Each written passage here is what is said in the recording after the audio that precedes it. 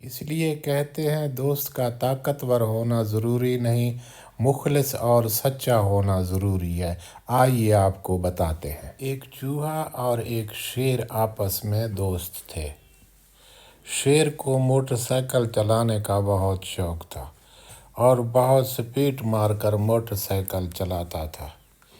ایک دن وہ motor cycle کو جنگل میں چلاتا جا رہا تھا۔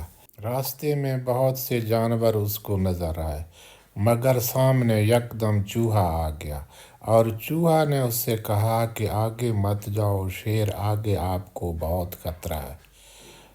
تو شیر نے کہا مجھے کس چیز کا خطرہ ہو سکتا ہے؟ کہتا ہے کہ آپ کو سامنے جو بڑا شیر ہے شہر کا، اس سے خطرہ ہے، آپ اس راستے کو بدل لو۔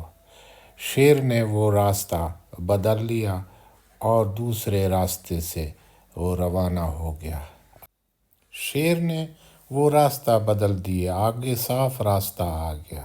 آگے پھر شکاری اس کو نظر آئے یکدم، اور پھر ان شکاریوں سے چوہے نے ایک رسی کی مدد سے ان کو روکنے کی کوشش کیا اور ساتھیوں کی مدد سے پتھر نیچے گرائے۔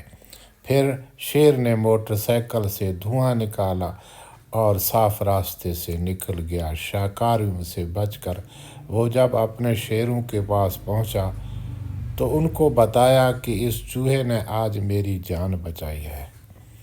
تو شیروں نے کہا کہ یہ تمہارا سچا دوست ہے۔ اس لیے کہتے ہیں کہ دوست کا طاقتور ہونا ضروری نہیں، دوست کا مخلص ہونا بہت ضروری ہے۔ اس لیے بچوں ہمیشہ مخلص دوست کا انتخاب کرو، نہ کہ بڑے اور طاقتور کا انتخاب کرو۔